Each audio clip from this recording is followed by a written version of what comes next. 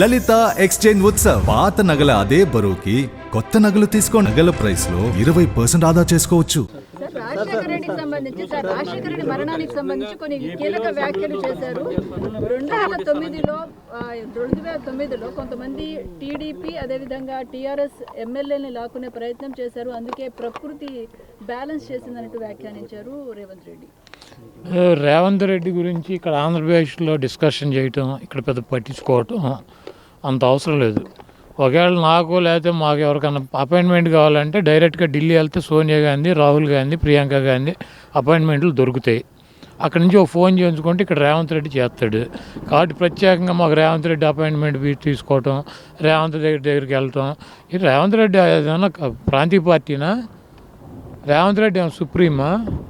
వాళ్ళే ముఖ్యమంత్రిగా పెట్టుకున్నారు. ఆయన ఆ పదవిని ఎంజాయ్ చేయమనండి. ఊరిని ఇవన్నీ ముఖ్యమంత్రి గురించి వాళ్ళ గురించి నాకు ఫోన్ చేయలేదు. ఏం దీనికి ఫోన్ చేసేది? ఆయన ట్విట్టర్లో పెట్టాడు మర్యాదగా, కంగ్రాచులేషన్స్ ముఖ్యమంత్రి అయినందుకని చెప్పి. నాకు ఫోన్ చేయలేదు, నన్ను వచ్చి కలవలేదు. ఎందుకు ఫోన్ చేస్తారు, ఎందుకు వెళ్ళి కలుస్తారు? ఒక్కొక్కళ్ళ పద్ధతి ఒక రకంగా ఉంటుంది.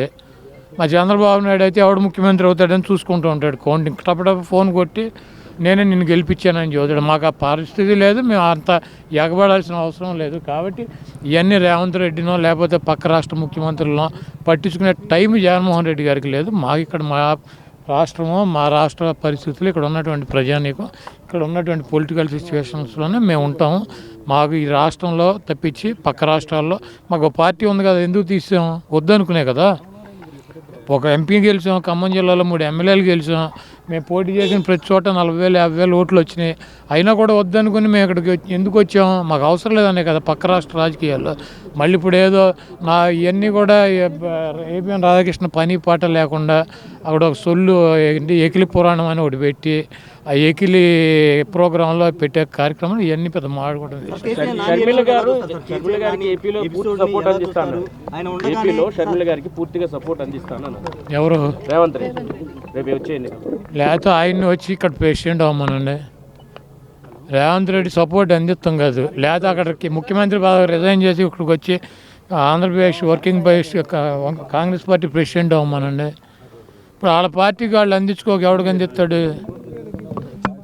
ఆయన చంద్రబాబు నాయుడిని గెలిపించాలంటే షర్మిల గారికి అందించాల్సిందే కదా, తప్పదు కదా.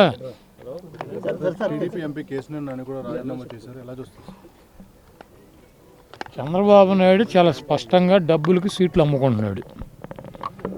అతనికి కష్టకాలంలో ఉన్నటువంటి కేసీఆర్ నానిని పక్కన పెట్టి వాళ్ళ తమ్ముడు 100 కోట్లు 150 కోట్లు ఇస్తాను అంటున్నాడంటే ఎంపీని పక్కన పెట్టి సీటు అమ్ముకున్నాడు.